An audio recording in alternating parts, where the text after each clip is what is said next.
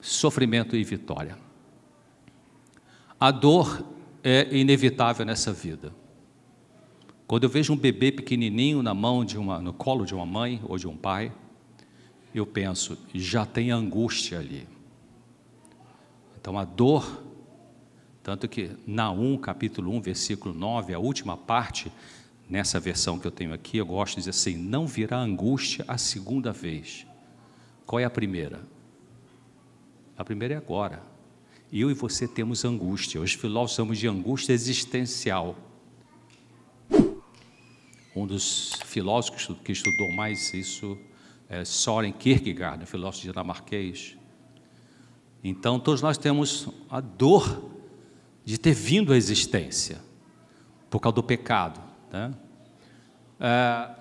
Já o sofrimento é diferente. O sofrimento pode ser consequência de erros e escolhas ruins que fazemos, pode ser a maneira de Deus nos revelar defeitos em nosso caráter para nos amadurecer, purificar, santificar. Essas três palavras são sinônimas: amadurecer, purificar, santificar. Isso é sinônimo. Dá uma olhadinha em Salmo 119, 71. Quer dizer, eu não estou dizendo que Deus manda sofrimento para você para te testar ou para te provar. Deus permite que o sofrimento aconteça. É muito diferente isso. Se você ainda tem aquela mentalidade, vem na quarta-feira de oração, onde tem igreja que tem quarta-feira de oração, e aí, irmãos, quero pedir oração porque eu estou agora com uma doença, fui no médico, deu um diagnóstico, então Deus mandou essa doença para me testar, se eu for. Ei, alô? Isso é pensamento errado. Deus não manda doença para as pessoas. É incompatível com a natureza de Deus. Ele permite que algumas coisas aconteçam. Então, Salmo 119, 71 diz o quê? Há uma diferença muito grande entre permitir e fazer, né? Salmo 119, 71. Foi-me bom ter sido afligido para que eu, o quê? Aprendesse os teus estatutos. Quer dizer, quando a gente consegue chegar nesse ponto, diante de sofrimento, e vou falar mais adiante, a gente já está com uma mentalidade mais avançada. Obrigado. Então, olha esse texto, é um texto meio maluco, assim, o Senhor considera as nossas aflições. Ou seja, Deus está atento ao que você sofre. Não existe uma situação em que você está vivendo a tua vida ali, acontece um problema, aí de repente você aí você está sofrendo com aquele problema, aí Deus está aí, peraí, cadê? Você estava aí, não vi que aconteceu isso com você. Deus nunca está distraído. Ellen White fala que a mente de Deus é difusa e a nossa mente é focal, totalmente diferente, né? Então, o Senhor considera nossas aflições. Graciosa e distintamente, Ele as limita e o quê? Distribui. Como um refinador de prata, Ele nos observa a cada momento até que a purificação seja completa. A fornalha é o problema que a gente pode passar na vida, serve para purificar e refinar, não para destruir e consumir. Ele, Deus, está observando para conceder, quando mais for necessário, o quê? Novas e frescas bênçãos, força no momento da fraqueza, auxílio na hora de perigo, amigos na hora de solidão, simpatia humana e divina na hora de tristeza. Então, conectado com Isaías 64:4, que diz, nunca vi um Deus que trabalhe além de ti por aquele que nele espera. Então, Ellen White, quando comenta esse texto, ela fala, o final do texto, ela diz assim, Deus está sempre em ação entre os homens, entre os seres humanos, não para destruí-los, mas para corrigi-los e preservá-los. Então, essa é a natureza de Deus. A natureza de Deus é corrigir, preservar, educar, disciplinar, ajudar, levantar, curar, animar. Mas Satanás quer jogar você contra isso, quer dizer que Deus quer te ferrar, te derrubar, ou então leva para o outro extremo, Deus é bom, paz e amor e tal, está tudo ótimo, a graça barata e tal, que não tem sustentação. Então, sofrimento pode ser fruto da guerra entre o bem e o mal. Vamos ver Marcos capítulo 8. Marcos capítulo 8, versículos 27 a 33. Muito interessante essa experiência que Jesus viveu ali com os discípulos, Marcos 8, 27. E saiu Jesus e os seus discípulos para as aldeias da Cesareia de Filipe, e no caminho perguntou aos seus discípulos, dizendo: quem diz os homens que eu sou? E eles responderam: João Batista, e outros Elias, mas outros um dos profetas. E então Jesus disse: mas vocês, quem dizem que eu sou? E respondendo Pedro, que sempre pulava na frente, lhes disse: tu és o Cristo. E admoestou para que ninguém dissesse aquilo dele. E começou a ensinar-lhe que importava que o Filho do Homem padecesse muito e fosse rejeitado pelos anciãos e príncipes dos sacerdotes e pelos escribas, e que fosse morto, mas que depois de 3 dias ressuscitaria. E dizia isso abertamente, essas palavras, e Pedro tomou a parte e começou a repreendê-lo, começou a dar uma bronca em Jesus, né? Para com isso, né? Mas ele Jesus virando-se, olhando para os seus discípulos, repreendeu a Pedro, dizendo: o quê? Retira-te de mim, Satanás, porque não compreendes as coisas que são de Deus, mas as que são dos homens. Quer dizer, era Pedro ou não era Pedro? Quem comandava o self naquele momento ali? Isso aqui não é uma possessão. No mundo espiritual você tem 2 tipos de problemática ligada aos demônios. Você tem a opressão e você tem a possessão. Quando Judas, diz a Bíblia, saiu e foi estar com os sacerdotes para receber a propina, e não foi em Brasília, né? Foi receber a propina, ele estava possesso. Possessão diabólica não é aquela coisa estrambólica, meio pentecostalizada. Você olha assim, você não diz nada, mas você está possuído. Mas Pedro aqui estava opresso. Então o sofrimento pode ser fruto da guerra entre o bem e o mal. A guerra espiritual dentro da igreja também produz sofrimento. Atos 13. O que é guerra dentro da igreja? O conflito dentro da igreja. Pode ser na igreja local, pode ser na associação, na união, na divisão. Esses conflitos, quem é mais importante, quem é o bom, quem é o tal, quem é o crânio, quem é... Né? Por que eu não fui chamado para ser o presidente disso ou daquilo? O outro foi, dessas guerrinhas que tem. Atos 13... diz assim, ali, bom, tem um relato grande, mas eu vou citar 2 textos ali, lá no finalzinho desse relato do capítulo 13, você lê o capítulo, você vai entender essa guerra mais claramente, mas de 49 a 50 diz assim: e a palavra do Senhor se divulgava por toda aquela província, mas os judeus incitaram algumas mulheres religiosas e honestas, e os principais da cidade levantaram perseguição contra Paulo e Barnabé e os lançaram fora dos seus termos. Então, quem foi que estava perseguindo a pregação da palavra de Deus? Era o pessoal da igreja adventista, né? Daqui, os judeus. Então, guerra espiritual dentro da igreja produz sofrimento. Então, tem sofrimento por causa de decisões erradas que a gente toma na vida,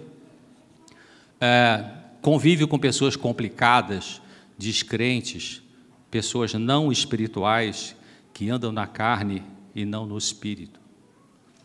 Queridos, existe uma diferença imensa entre você ser uma pessoa religiosa e você ser uma pessoa espiritual. Muito grande. Uma dos personagens da Bíblia que mais me toca o coração quando eu penso nesse assunto de ser religioso e ser espiritual é o centurião. O centurião era um cara pagão, mas ele disse: Senhor, diga uma só palavra e meu servo vai ser curado. Ellen White, quando comenta essa experiência, ela fala de que ele respondia à espiritualidade do Espírito Santo. E os fariseus estavam ali do lado, que eram da igreja, e estavam dizendo, não na mesma cena, evidentemente, você tem demônio e tal. Então, veja como que o discernimento espiritual é muito diferente de você ser dessa igreja ou daquela igreja. Então, tem pessoas que são muito religiosas, mas que não são espirituais. E tem pessoas que têm uma espiritualidade alta e ainda não é membro de igreja nenhuma. O centurião, por exemplo, só para citar um exemplo bíblico, né? Bom, então, essas pessoas, algumas pessoas não avançam espiritualmente e atrapalham os que querem avançar, e Jesus falou disso em Lucas 11, 52. Vamos ver aqui, Lucas 11, 52. Lucas 11, 52, Jesus faz uma observação aqui firme. 11, 52, ele fala assim: ai de vós, doutores da lei, que tiraste a chave da ciência, vós mesmo não entrastes e impedistes o que entravam. Fica querendo enfiar a praxe pela goela dentro, não que a praxe esteja errada, mas olha a letra, como Jesus falava, você fica olhando a letra da lei e não o espírito da lei. Então são sofrimentos, né? Ellen White fala assim: este dia com Deus, para 146, precisamos aprender diariamente do grande mestre, que é Jesus Cristo, para que a atmosfera que circunda a alma esteja repleta de quê? Vida espiritual, que é diferente de vida religiosa, diferente de você vir na igreja. Já trabalhei 40 anos em consultório atendendo pessoas de todos os níveis sociais, gente famosa, artista, tudo isso, gente não famosa, gente que mora na favelinha. Eu fiquei 40 anos e escutei muitas histórias assim, muito difíceis. E eu disse uma coisa que esqueci, mas depois volto se for importante. Então, aprender diariamente do grande mestre para que a atmosfera que circunda a pessoa, né? A Bíblia fala, a alma é o ser como inteiro. E quando a Bíblia fala coração, a palavra coração para a Bíblia, eu vou citar um texto aqui daqui a pouco, que só aquele texto dá para falar 1 hora sobre ele. Coração é a parte mais profunda da mente humana. Por isso que Jesus não fala assim, me dá seu consciente. Jesus fala assim, me dá o teu coração. Então, outro texto que está ali é: o que beneficiará a humanidade é a vida espiritual. Vida espiritual. É diferente de vida religiosa. Sem Tabus é o seguinte: quando tinha o programa Sem Tabus à noite, eu estava lá conversando com a Darleide, e o programa começou na TV e teve muita audiência. E aí eu falei, Darleide, que interessante, né? O programa Sem Tabus fala sobre sexualidade humana, está com muita audiência. Isso é um sintoma, né? É um sintoma de uma sociedade sensualizada. Claro que o programa é educativo, mas Hans King, esse camarada foi colega daquele papa, teve um papa muito bravo aí, esqueci o nome dele, ele foi colega, acho que de teologia desse papa, e escreveu um livro muito interessante, vou mostrar já. Esse texto aí, O Homem Maduro Espiritualizado, essa é uma frase de um livro do Dr. Jorge Amaro, um psiquiatra da USP, Universidade de São Paulo, e ele fala isso, quer dizer, o ser humano maduro é espiritualizado. Espiritualizado no sentido espírita, né? Kardecista, não, ou umbandista, no sentido de procurar o desenvolvimento da espiritualidade. Mas o livro do Hans King, esse aqui, Freud e a Questão da Religião, eu ganhei de um amigo meu, que era um advogado budista, infelizmente morreu. Muito interessante, nesse livro Hans King fala assim, de que o que cria uma neurose hoje no ser humano não é a restrição da sexualidade, é a restrição da espiritualidade. Realmente eu acredito nisso fortemente. Por isso que Jung, tem outro texto de Jung fala isso, de que as pessoas, é um texto famoso, quem é psicólogo conhece muito bem esse texto do Carl Jung.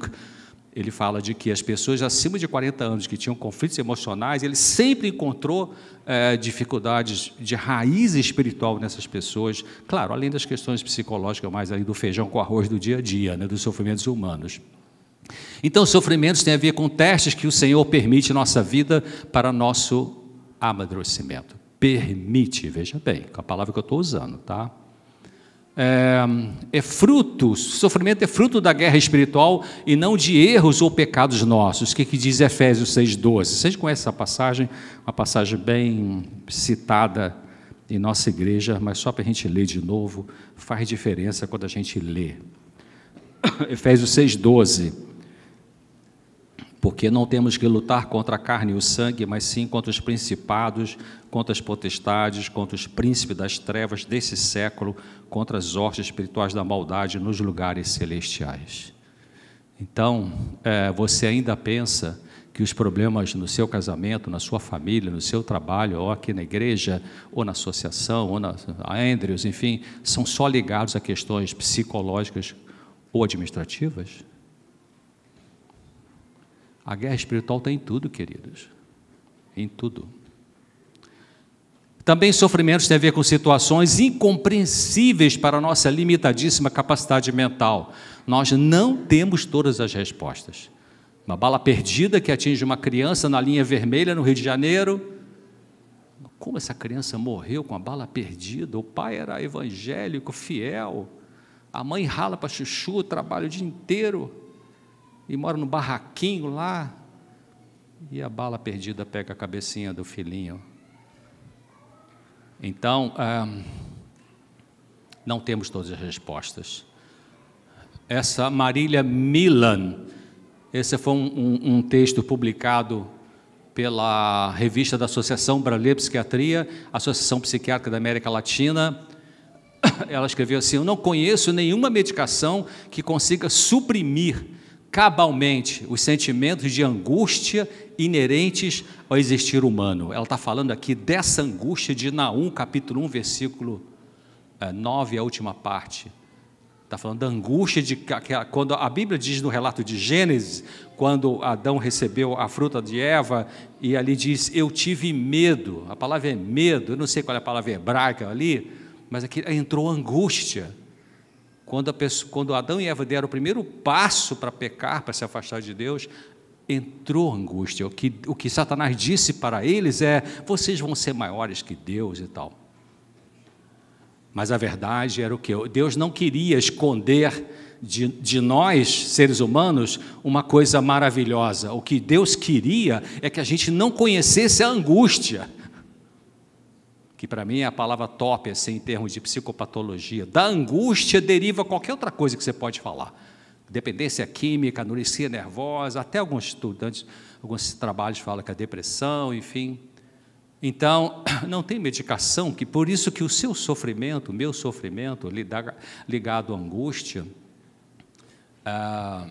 ele não vai poder ser resolvido com medicação psicofarmacológica, que tem seu lugar, porque a natureza dessa angústia, ela entra no campo da espiritualidade. Então, só instrumentos espirituais é que conseguem resolver.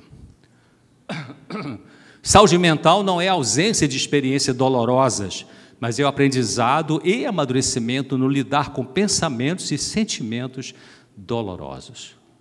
Quer dizer, a pessoa que tem saúde mental nesse planeta não é aquela pessoa que nunca tem tristeza, nunca tem angústia, nunca tem medo, é a pessoa que, quando tem esses sentimentos, não faz besteira. O que é não fazer besteira? Cheirar cocaína, comprar cannabis aqui nessas lojas que estão vendendo, enfim, encher a cara de cachaça, cair na compulsão sexual, compulsão para compras, qualquer tipo de situação de compulsão. Então, doutora Lee Wayland, psiquiatra de Harvard, morreu poucos anos atrás. Anos atrás troquei um e-mail com ela sobre angústia, justamente sobre a angústia humana. Ela diz assim, saúde mental é ter as emoções sem deixar que elas o quê? Nos tenham. Na verdade, a Bíblia já fala sobre isso, né? Efésios 4:26. O que diz Efésios 4:26? Irai-vos e não pequeis. Ou seja, tem a emoção, no caso aqui Paulo está falando da raiva, mas não deixa a emoção ter você. Então o problema não é a emoção. O problema é o que a emoção faz com você, o que você faz com ela. Então, quando o Senhor Jesus disse, por exemplo, Pai, por que me abandonaste? Ele estava expressando o sofrimento. Vou falar daqui a pouquinho sobre a importância de expressar o sentimento. Então, ele teve um sentimento, ele falou do sentimento, mas essa frase não tem nada a ver com perder fé em Deus. Ele estava apenas dizendo, está doendo muito. Né? E o que doía mais, você sabe o que era, né? Era o meu pecado, o seu pecado. Salmo 13, eu não vou ler agora aqui. Salmo 13 é um salmo muito maluco. Parece que Davi, nesse momento, estava com doença, transtorno afetivo bipolar. Porque o Salmo 13 são 6 versículos. Nos 4 primeiros, Davi está falando, eu estou triste, o Senhor me abandonou, o Senhor não olha mais para mim, o Senhor não liga meus problemas. Aí o 5º e o 6º ele fala, mas eu louvo o Senhor, mas eu acredito no Senhor, mas o Senhor seja bendito. Quer dizer, a luta dentro dele, né? Ezequiel 3,14. Ezequiel era um homem de Deus, sim ou não? Sim, tem um livro na Bíblia, Ezequiel 3,14, ele fala assim, na minha versão ali, e eu fui muito triste no ardor do meu espírito, na angústia da minha alma, mas a mão do Senhor era forte sobre mim. Então ainda tem gente na igreja que diz que se você está sofrendo emocionalmente, que você está sem Deus. Ezequiel estava, talvez você esteja sofrendo porque está sem Deus mesmo, pode ser, mas não necessariamente, né? Aí cada um que vai julgar a si mesmo, apesar que o juiz é Jesus Cristo. E 2 Coríntios 7,5, vou dar uma lidinha aqui, 2 Coríntios 7,5, Paulo está falando assim, porque mesmo quando chegamos a Macedônia, a nossa carne não teve repouso algum, antes em tudo fomos atribulados, por fora combates, temores por dentro. Então, a luta da emoção humana. Nós nos tornamos aquilo que nos causa menos dor. Quando você vai crescendo como criança, você tem que usar defesas psicológicas para poder estar na realidade. Acontece uma coisa ruim do seu pai, da sua mãe em relação a você, te faz sofrer, a criança tem angústia, a criança tem tristeza, tem um texto que não está aqui, tem outro PowerPoint, que Ellen White fala claramente, as crianças, eu quase decorei, ela fala assim, as crianças têm lutas interiores como os adultos têm. Só que a criança não manifesta uma angústia igual eu faço, né? Você nunca viu uma criança de 4 ou 5 aninhos falar assim, mamãe, estou com uma angústia. Ela não sabe o que é angústia, mas ela tem angústia. E uma coisa que eu admiro assim, demais, como que as crianças aguentam os sentimentos difíceis sem tomar nada. Sem tomar nada, cara. Lexapro, Rivotril, Alprazolam, Diazepam, Citalopram, Escitalopram, Fluoxetina, Sertralina, Venlafaxina, Desvenlafaxina, tará. Os bichinhos aguentam a seco a angústia. Que coisa, né? Meu netinho, o penúltimo, Luca, ele está falando com a mãe, minha filha, esses dias. Aí, claro que ele está morrendo de saudade da mãe, são muito apegados à mãe, né? E aí, minha mãe falou que estava com saudade e tal, enfim, outras coisas. Aí ele falou, não, mãe, fica aí, aproveita e tal, está quase chegando o dia de você voltar e tal. E angústia, ele está aprendendo a lidar com angústia de uma maneira muito interessante, muito melhor que muitos adultos, viu? Muito legal. Então, você pode meio que você pode se queixar, mas eu não gosto desse meu jeito de ser. E quando você pensa, eu não gosto desse meu jeito de ser, pode ser que realmente tenha alguma coisa no seu jeito de ser que é bem ruim mesmo, que precisa de mudança sim. Mas esse jeito de ser que você é agora, que tem coisa que você gosta e tem coisa que você não gosta, é a melhor maneira que você conseguiu se tornar até agora para lidar com a sua dor. Quando você amadurecer mais, e eu também, eu posso mudar o meu jeito de ser, porque eu vou conseguir dar um passo para funcionar diferente e mais funcional e não tanto disfuncional, porque eu consigo lidar melhor com a minha dor. Mas o Senhor nos quer expandir para uma vida útil e eficaz para a sua luz. Ou seja, lá em Atos, quando Deus faz aquele chamado maravilhoso para Paulo, né? Que ele fala lá que eu vim chamar você para tirar as pessoas das trevas para a luz. Esse é o chamado para nós, queridos. Nós somos chamados, olha que para mim esse é o top do serviço nesse planeta. O top, o serviço mais top, não é do Elon Musk, do Facebook, enfim, mas o serviço top que eu acho que existe nesse planeta é você ser usado pelo Espírito de Deus para levar pessoas das trevas para a luz. Como eu estava nas trevas E alguém me deu estudo bíblico na faculdade para entender a luz. E quanto mais luz tem, nossa, quanto mais luz existe. Então,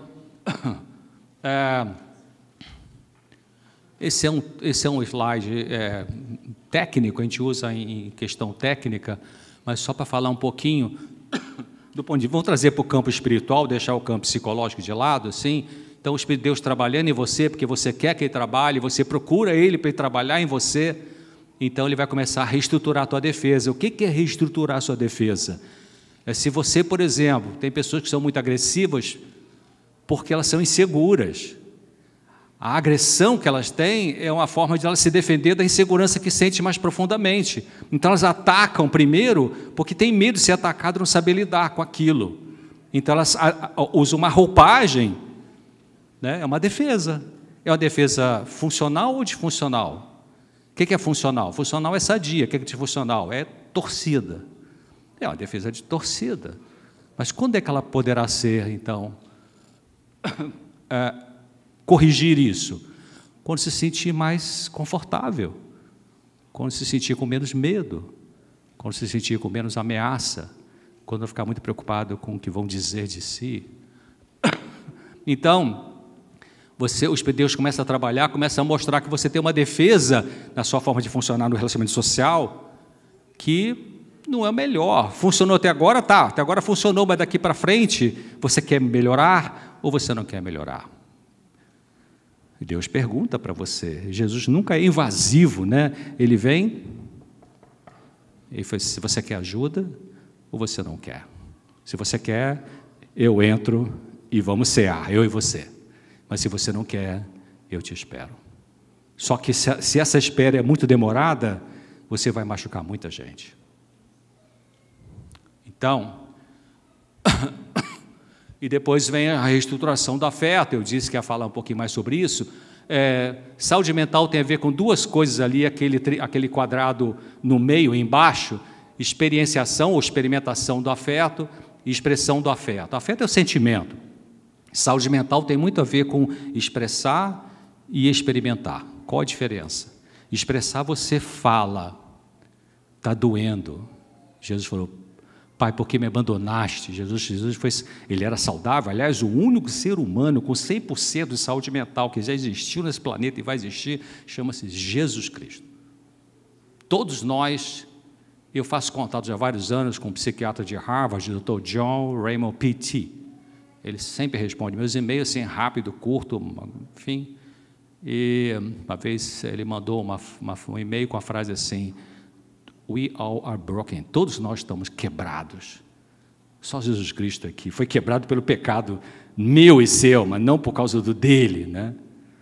Então, saúde mental, você expressa o sentimento. Tem um professor da Universidade Federal do Ceará, em Fortaleza, que foi o criador da terapia comunitária, Adalberto Barreto. Ele fala assim, se a boca fala, os órgãos saram. E se a boca cala, os órgãos falam. Aí você vai ter doença psicossomática, né? Ellen White fala que 9 entre 10 doenças têm origem na mente. Então, expressar o sentimento. Experimentar, o que é experimentar sentimento? Experimentar o sentimento é você enfrentar a angústia, igual as criancinhas, a seco. A dor dói. Mas a maneira de a gente aprender a lidar funcionalmente com a dor emocional, é você atravessar essa dor, você passar por essa dor. Até porque Deus falou, né, não vou permitir que venha nenhuma dor sobre você que você não possa suportar. Antes eu vou te dar um escape. Tira a dor por provação, dá no mesmo, né? Claro, mas doutor César, eu senti uma dor tão horrível, uma angústia tão pesada que eu não consegui funcionar se não tomasse um remedinho. Bom, de repente vai precisar temporariamente de uma medicação. Eu não estou dizendo que nunca vai usar. Mas se só usar e não fizer o trabalho de autoconhecimento, I'm sorry. Não funciona. O Senhor nos permite passar por experiências dolorosas, não porque Ele é sarcástico, mas porque há lições que Ele só pode nos ensinar e só aprenderemos na dor. Mas eu faço a pergunta, só aprendemos na dor? Então, quando você está vivendo um sofrimento, uma dor, a melhor pergunta, a pergunta mais natural, como seres humanos que a gente faz é: por que isso comigo, logo comigo, mas eu devolvo o dízimo, mas eu... Mas assim que for possível, a gente precisa mudar a pergunta, que é: para que, Senhor? Qual o significado disso? Porque tem um significado. Nada vem sobre você e sobre mim por acaso. Tem um significado. Será que só o sofrimento nos aproxima mais de Deus? Aí então precisamos orar bastante, mais tempo do que a gente pensa. Se você gasta 1h30 por dia assistindo televisão, 7 dias por semana, quanto tempo você gasta em oração? 3 minutos cada dia? 2? Olha a concentração desse menino na oração. Olha que graça essa menina, orando com tudo, né? Com a alma, com o corpo, com o coração, com a mente, com o espírito. E o bebezinho aprendendo a orar. E aqui é minha filha ensinando meu netinho lá, o Luquinha, que já está grande, a botar a mãozinha na oração. E aqui o vovô. Ele embolou a mãozinha, viu que ele embolou a mãozinha lá? Assim? Está aprendendo. Então, estar perto do Senhor, mais perto, isso é o mais importante. Você pode estar perto dirigindo na freeway, você pode estar perto embaixo do chuveiro, você pode estar perto trancado no seu quarto, você pode estar perto descascando batata na cozinha. Jesus tinha uma mentalidade espiritual. Ele tinha uma mentalidade de sacrifício e ele tinha uma mentalidade de conexão com o Pai. Jesus não era um indivíduo que era religioso no sábado e domingo no culto na igreja, ou quarta, e na segunda-feira já se despia da espiritualidade. Jesus não tinha uma religião. Jesus era a religião. Ele era a espiritualidade. Tem um texto lindo aqui, não vou achar agora, que Ellen White fala assim, de que o templo se tornou ele. Muito lindo esse texto. Mateus 14, 23, o que diz ali? Mateus 14, 26. Mateus 14, 26.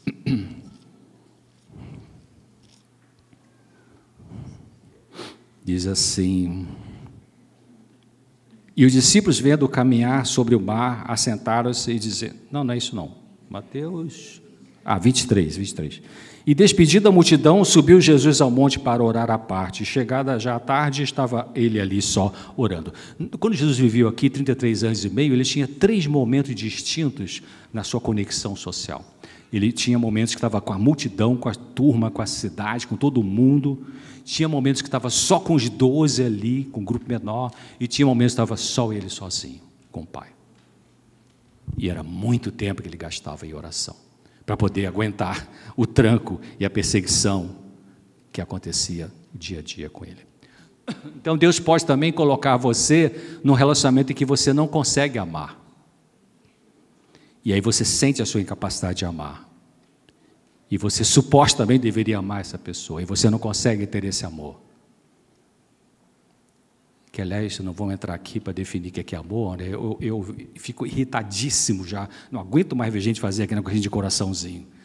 Sabe por quê? Porque tanta gente devassa que usa essa imagem de coraçãozinho assim, jogador de futebol, parece ter uma vida toda arrebentada em termos de... E coraçãozinho. Então, Deus é especialista nisso, né?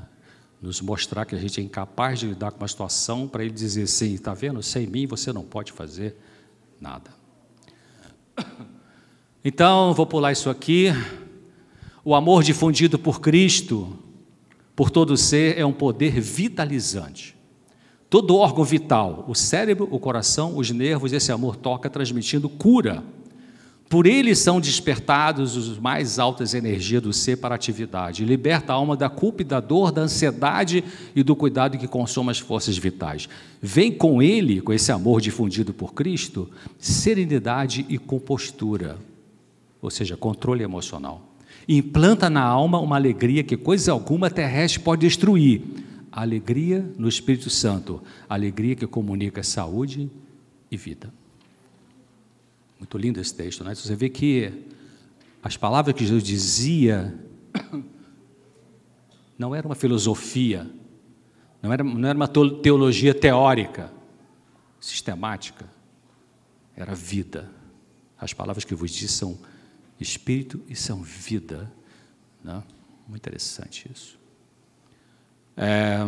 A religião de Cristo cura o sofrimento. Aí eu pergunto a você, qual é a religião de Cristo? Fala para mim. Batista? Assembleia? Universal? Budista? Islâmica? A religião de Cristo revela-se como um princípio difusivo e vitalizante. Uma energia espiritual operante e viva. Parece Nova Era, né? Quando o coração é aberto à influência celestial da verdade e amor, esses princípios não é amor de novela, viu? É o amor divino. Quando o coração é aberto à influência celestial da verdade e amor, esses princípios, quais? O difusivo e vitalizante, que ela cita lá em cima, fluirão de novo como torrentes no deserto, fazendo que apareçam frutos onde agora há esterilidade e penúria. E eu completaria com a minha cabeça assim, e só religião, e não espiritualidade. Agora tem outra definição interessante. A religião de Cristo representa muito mais do que o perdão do pecado. Significa que o pecado é removido e que o vácuo é preenchido com o Espírito Santo. Significa que divina iluminação mental e que o coração, essa parte mais profunda da mente, é esvaziado do próprio eu e enchido com a presença de Cristo. Essa religião eu estou procurando um dia de cada vez, no meio dos meus erros, minhas falhas, meus pecados. Estou procurando essa porque a outra religião, doutrina, já me trouxeram, já entendi. A Igreja de Deus nos últimos dias é essa mesma, Adventista sétimo dia, não vai ter outra. Mas as doutrinas são placas que dizem qual é o caminho, mas elas não são o caminho. O caminho é Jesus Cristo.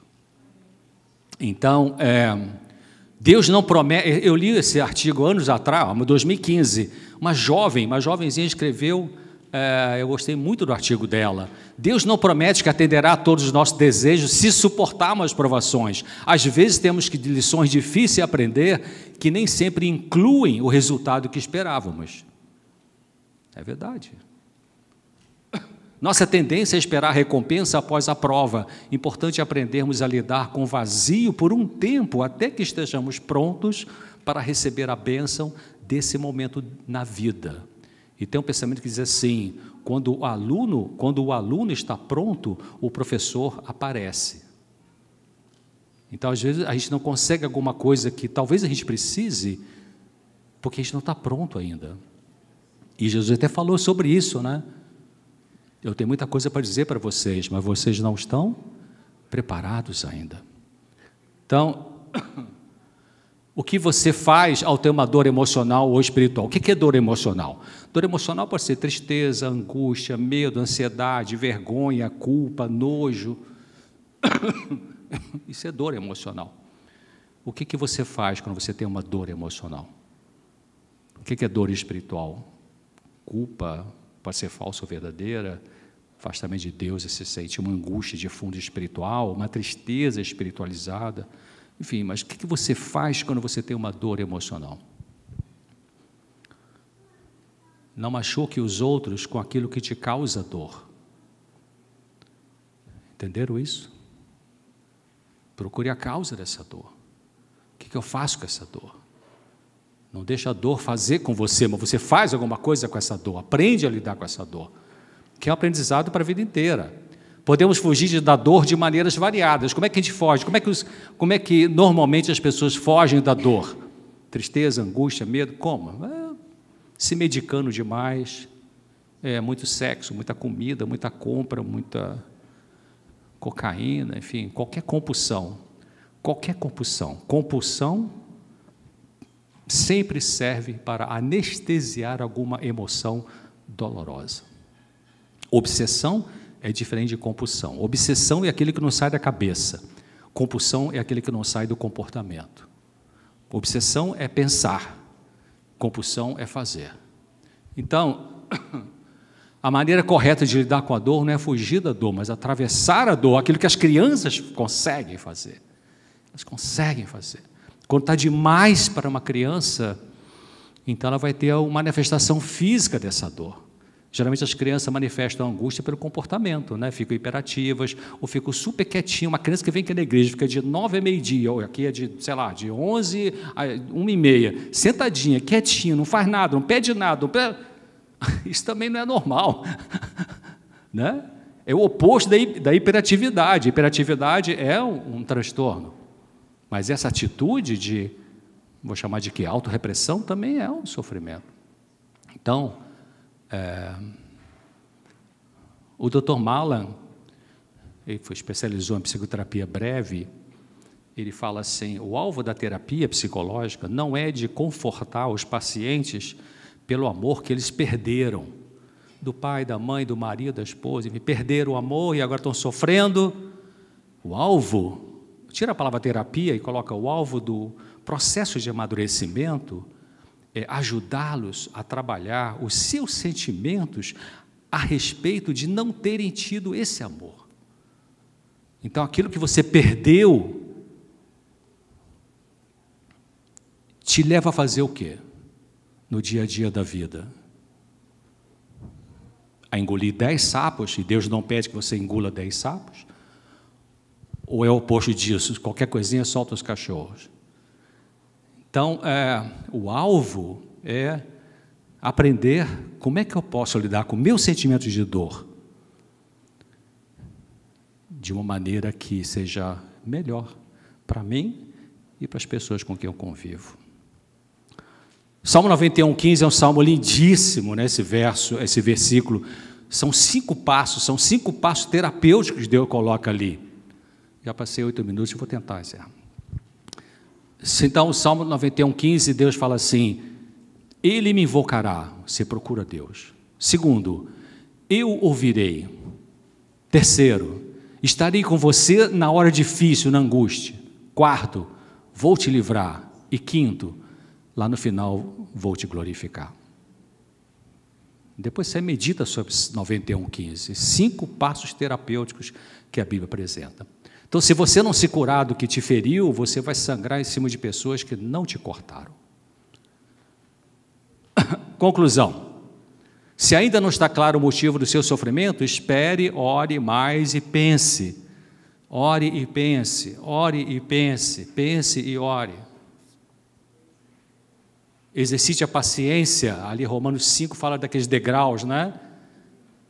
A paciência gera esperança, a esperança gera tal. Porque talvez, se você fica impaciente, porque não consegue melhorar, e não consegue melhorar, talvez porque não esteja pronto ainda. Mantenha a mente aberta para ouvir o aprendizado do Senhor Jesus em sua vida. O que é mente fechada? Vou falar primeiro o que é mente fechada. Mente fechada é você achar que a verdade só chega para você através do pastor A, B, C ou D. Ah, só pela Novo Tempo. Ah, só na lição da escola sabatina. Ah, só... Isso é mente fechada. Mente aberta é o quê? Deus vai mandar ajuda para mim do jeito que Ele achar, usando o canal que Ele quiser. Pode usar até um bêbado para te dar alguma ajuda. Então, precisamos ter mais do que uma crença intelectual da verdade. Muitos dos judeus estavam convencidos que Jesus era o Filho de Deus, mas eram orgulhosos e ambiciosos demais para render-se. Decidiram resistir à verdade e mantiveram sua posição. Não receberam no coração a verdade tal qual é em Jesus. Agora, olha esse texto que a gente passaria aqui 1h30 pensando sobre ele. Quando a verdade é aceita como verdade unicamente pela consciência, quando o coração, que é a parte mais profunda, não é estimulado e tornado receptivo, apenas a mente é influenciada. Ah, que legal, essa verdade é verdade. Ah, legal. Mas não muda nada em você. Mas quando a verdade é recebida como verdade pelo coração, quer dizer, vai lá no mais fundo, passou pela consciência e cativou a alma com seus princípios puros. Então essa verdade é posta no coração pelo Espírito Santo, que revela à mente a sua formosura, para que a sua força, a força da verdade transformadora, se manifeste no caráter. Coisa linda, né? Vai lá no coração, o Espírito Santo coloca lá no coração, e no coração mostra para a tua mente.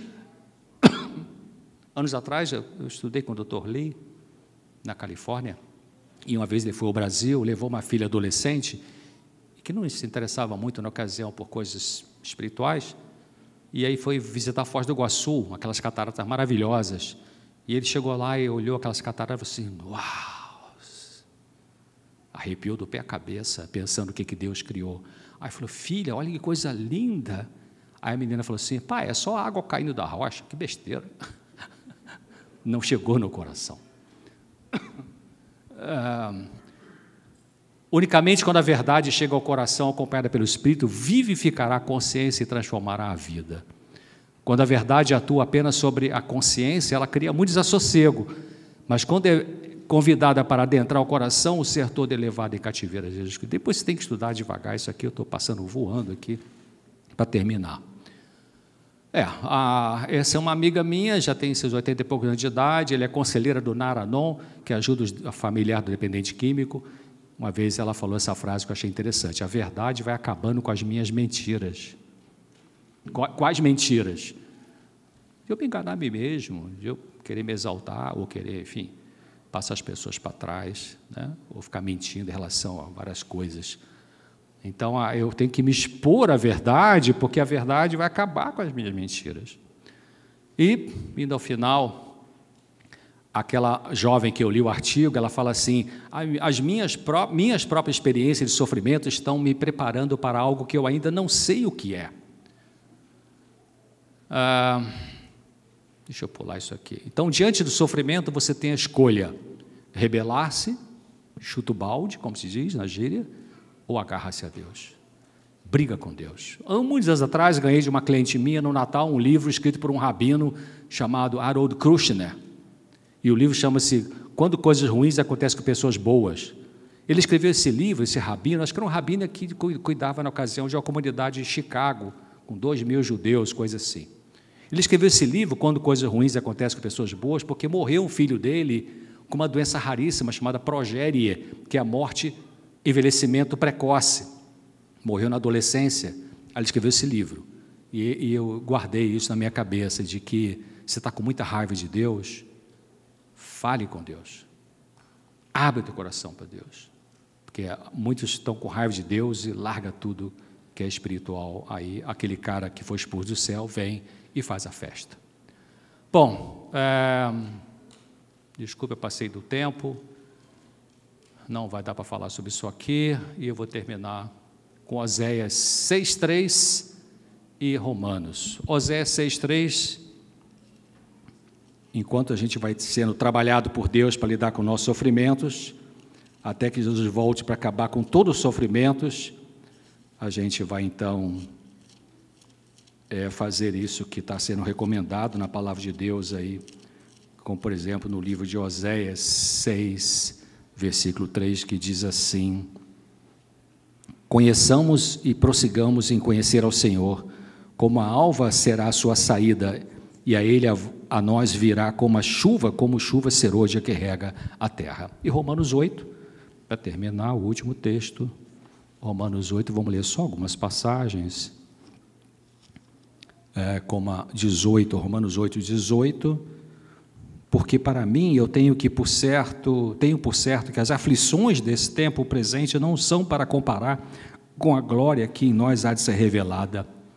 26, e da mesma maneira também o Espírito Santo ajuda as nossas fraquezas, porque não sabemos o que havemos de pedir como convém, mas o mesmo Espírito intercede por nós com gemidos inexprimíveis. O 28, e sabemos que todas as coisas contribuem justamente para o bem daqueles que amam a Deus, daqueles que são chamados por seu decreto.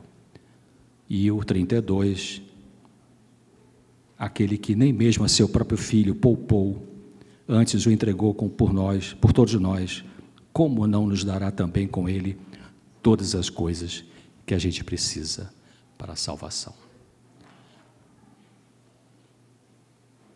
Aí está o grande Senhor nosso Senhor, o nosso terapeuta. Queridos, a cruz são 2 paus, né? Um vertical e horizontal. Tem coisa na nossa vida que é só entre você e Deus, é o pau vertical. E tem coisa na nossa vida que Deus usa pessoas para ajudar pessoas. Mas primeiro de tudo, fale com o Senhor. Amém.